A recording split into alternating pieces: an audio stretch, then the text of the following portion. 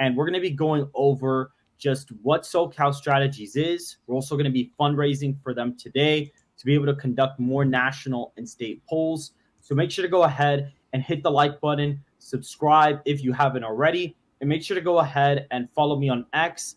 And make sure to go follow Ready Go Politics on YouTube and X. And make sure to go follow SoCalStrategies on X as well. And go ahead and introduce yourself, guys. Hey, it's Rep. It's good to be back. I think many people already know who I am, but for those who don't, I'm a YouTuber with around 200,000 subscribers. We do election analysis, political stuff, and we also have been, conducting and promoting and working on the SoCal polling project, and we've been sponsoring it. And it seems like we've gotten a lot of publicity and press for it, and there's a lot of criticism that is not accurate, but this is what happens when you enter the business with the big boys, and when you know more than them, they push you around, and that's how it works. And we're going to be getting into it today, but we do have the fundraiser for people who want to support the polls financially, because they're very good to have. A lot of people love them, but they do cost money, unfortunately. It's not like you could just push a button and then conduct a poll in every country for free. So it's just how these things go. And that's, I guess, the introduction. I'll let, I guess, SoCal have the floor. He's kind of the guy who's put this all together. So yeah, hey, what's up, guys? So I am SoCal Data on Twitter. I run the SoCalStrategies poll, and basically it's a new poll we started up this summer, actually. Basically, I mean, I've been in the polling industry before. I've seen how it's done, and kind of wanted to get in on my own. And we've had a really good start so far. I'm happy with how our polls are coming out. But the truth is, we are changing up the methodology a little bit. We're using some very high quality and advanced platforms.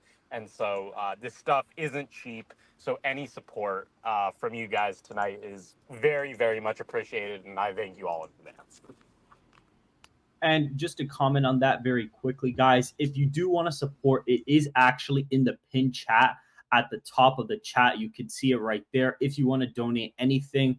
Now, SoCal, I want you to go ahead and kind of break down exactly just a little mini version of what we essentially do, kind of the process of how we poll and stuff like that, or at least how you do the polls, just so people have kind of an idea and what the planned methodology is as well. Yeah, so how we polled in the past, and I'll say how we've done it before, and then I'll describe how we're planning to do it. Basically, we use an online panel called Pollfish, and what Pollfish is it basically takes a bunch of partner apps and it combines them together to get people on this panel that they can send out surveys to. So there are tens of millions of people on this panel because of all the partner apps that they utilize. And so we can pay them. It's about $1.10 a respondent, sometimes a little more than that if we have a screening question, to basically send our survey out to their panel. People can take it. And then I take that data, I put it through MarketSite, which is a survey weighting platform, and we put out the polls. And that's what we've done before. It's been a good methodology, but we want to kind of expand the number of people we're reaching. So in addition to using Pollfish, we're also going to be using SSRS's text panel, which basically it's kind of a similar concept to Pollfish with the panel, but except instead of sending them out to people through apps, they send it out through text messages. So you just kind of get a slightly different audience there, which is what we're attempting. And then also, we're going to be using the Cint online panel, which is probably the most common panel that you see mixed mode pollsters use. It's used by Emerson College. It's used by Marist. Barris also uses it.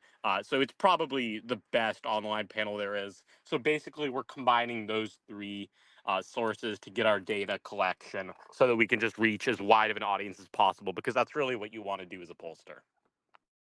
Right. And obviously right now, clearly, like SoCal's data mentioned, we were using only Pollfish. We're now doing a mixed mode because we want to be able to reach a little bit more of a different audience, as much people as we possibly can. And I think SoCal, we have talked about this before. The Pollfish site has a more conservative 18 to 29-year-old vote, but has a more liberal plus 65 vote. Before I do comment on that, Top Dog Obedience for 25. Here you go, fellas. Thank you. I appreciate it. But guys, make sure to go ahead. If you are super chatting, we do appreciate, but we do not get those until next month. So if you guys do want to support, right now in terms of the polls being conducted for September and October, make sure to donate to the GoFundMe, because we'll be able to get those pretty much instantaneously, whereas the super chats kind of take a while to process and YouTube takes a cut of those as well. But that is still appreciated nonetheless. Now, SoCal, I'm going to actually pull up an electoral map that I have here, and this is the map of all of the recent polls that we've done in the past basically couple of weeks. And this is sort of, we've done Ohio, we've done North Carolina, and we've done Pennsylvania. Now, I want you to kind of comment on those polls, kind of give like a brief top line in like sort of a consensus opinion on what we've gotten from those polls and what are the future plans in terms of polling right now. Yeah, so I mean, we've done 4 different polls recently since we kind of started the joint project with both Rep and OnPoint. So the national one, I think we had in the likely voter sample, it was Harris up about 2.5 points. In that poll, I mean, that's about a 2-point shift from 2020. And then we did Pennsylvania, where we had Trump up a point. And I think in most of the recent polls, we've found that Harris has improved a lot with younger voters, but you're seeing the 65 plus vote shift to Trump. And I mean, I'm not necessarily sure if that's a real shift or just something that's happening because it's kind of a reversion to the mean, because we were seeing some weird senior numbers. But we've seen that pretty consistently. And then also in Pennsylvania, the same poll, we had Trump up 1. We had Casey up 6, which, I mean, it kind of depends on the poll right now, because you're kind of seeing them all over the place, but that's kind of splitting the difference between SSRS and YouGov. And then we went in North Carolina. This is probably our weirdest poll because it was an outlier in a couple ways, because we had Trump up 4, which is his best poll in North Carolina since I think the Trafalgar one a month ago. But then we also found that Josh Stein, the Democratic candidate for governor there, was up 10, which really has been a consistent theme, because in Ohio as well, Trump up 9, Dem Senate candidate up 5. We found that even though Biden's out of the race, Trump is still running ahead of the generic Republican for now. And I mean, it could change, but I think it's pretty notable that a lot of these races still haven't converged after all this time. But overall, I mean, we're fighting about a 1 to 2 point shift pretty consistently in every single poll, which is something that pollsters like CNN and the New York Times that are so-called high quality can't say. Right. And, just to point this out, because this has happened in the past, and I want you to commentate on this. And Rep, you can kind of commentate on this as well, because I want you to be a part of the conversation. But a lot of the times we see Senate candidates and presidential candidates kind of deviate quite a bit in 2016 and 2020. And then what ends up happening is most of the time they end up running literally like a few points within each other. So like, for example, Mark Kirk in like September was running ahead of Trump by like 10 points in 2016, and he ended up doing just about as bad as Trump did in the state. And I believe he was the incumbent at the time. He ended up winning that seat in a red midterm where, you had a really big red wave to the point where that seat was able to go red. And midterms are kind of weird because it's almost like every single state has its own national environment. Like, it's midterms are very strange. That's why I don't think it's politically responsible to compare midterms to presidential years, because they're so different in terms of like education, in terms of turnout. Like, it's just completely different. But SoCal, what do you have to say about the Republicans underperforming? Do you think it's going to be sort of what we've seen before, where there's this big polling disparity and then it still ends up they kind of run in line with each other? Or do you really think there could actually be a significant problem come November for Senate Republicans? Well, yeah, I mean, what I will say is that Senate incumbents do typically run ahead of presidential candidates, even if it's not by a massive margin. But I mean, I think it's been a pattern that we've seen in polling all year. and that's that the generic Republican image has really collapsed uh, as of late, and Trump's image has stayed the same or gotten better, and the generic Democrat image has gotten worse. Well, I guess Harris's image is getting better now, but national Democrats are less popular than local Democrats for sure. And I think most of that is due to the Biden administration. Um, and I think these gaps are, I don't think you can ignore it. I don't think you can ignore that there's a 14-point gap in our poll between Trump and Brown, or Yeah, Trump that and is Moreno, and Trump and yeah, Harris. that's a pretty big gap. Now, my analysis, do I think it's going to be that much of a gap? Probably not. Just because, again, ticket splitting really isn't sort of like, yes, it's happened throughout the past couple of years, but the electorate has gotten more polarized. Again, the only race where there has been ticket splitting to that level is actually Susan Collins in Maine when Biden won the state, and then she ended up winning the state as well by like the reverse margin that Biden did. But Maine is sort of kind of an outlier state. It has a lot more independence. Almost half the electorate there is independent, and so you could have had a little bit of a discrepancy, and it kind of would have shifted the race there really quickly. Do you think that? And actually, this would be for a Ready Go Politics. Do you think that these gaps are going to be like really, really bad? Or do you think they're going to be like probably a 5, 6, 7 point difference? Like gaps in terms of the polling or gaps in Or terms of final like in the the end final result? the end result. Oh, no, I think in most cases it's going to be less than that. I mean, ticket splitting is not as big of a deal as it used to be. A lot of times people will answer polls and they'll go with the candidate that they know.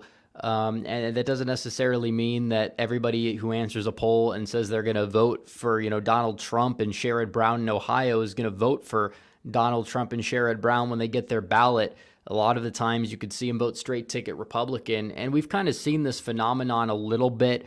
Sometimes the polling errors, you factor it in, they go both ways. Sometimes the polling error down ballot is larger. I think in 2020 in Michigan, I think the down ballot polling error was larger for John James than it was for Donald Trump. And you can correct me if I'm wrong on that, but I believe that it is.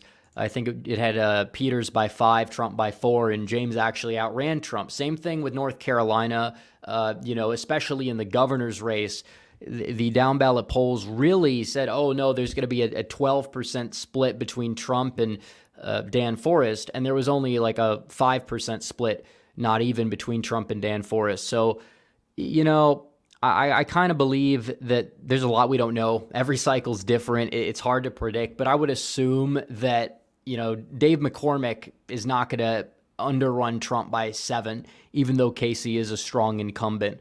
I don't believe that Eric Hovde is going to underrun Trump by double digits or even anywhere close to it, despite the fact that, it would take like a Trump win of around 3 for Hovde to really be carried. So there's a lot going on here. Some states are more prone to ticket splitting than others, like Arizona. But even then, I think Trump and Lake are similar enough to the point where you're not going to see a massive 17-point split like I think the Fox News poll was showing. So there's a lot of give and take with some of these states for sure.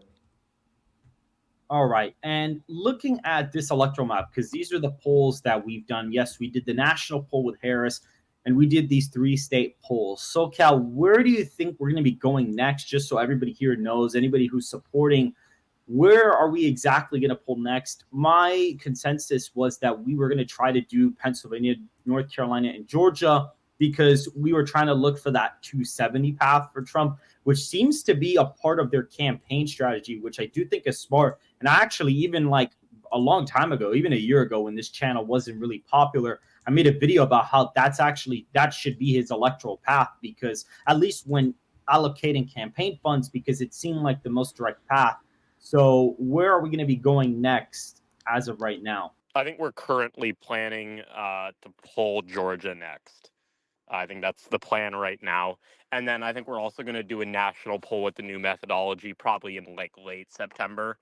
And then in October, we're planning to do just the main battleground states. So we'll do Arizona, Georgia, Pennsylvania, Michigan, Wisconsin.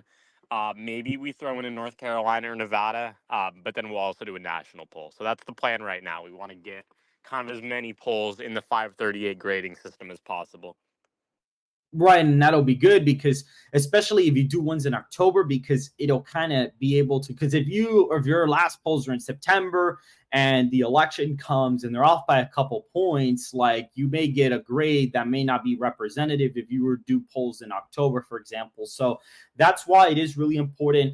Me and Ready Go Politics, we trust SoCal with this because we want to have a pollster that is not going to be spiking polls or oversampling, certain demographics, oversampling Democrats or Republicans for that matter, because a lot of the times it could go both ways. We want to have somebody who's honest, transparent about their polling analysis and how they conduct it. And that's why we are here to support SoCalStrategies. And I kind of wanted to do this fundraiser stream so we can kind of discuss the race, discuss where we're going, and kind of what our plan is so that people understand, okay, they want to go here. They're going to do these states. They're going to do a national poll. So you kind of guys know exactly where we're really headed with this. And we want to give people a very clear picture of where the race is in October. Now, I do want to move on to sort of a different segment of the show. SoCal, obviously you've been the one conducting these polls. You have,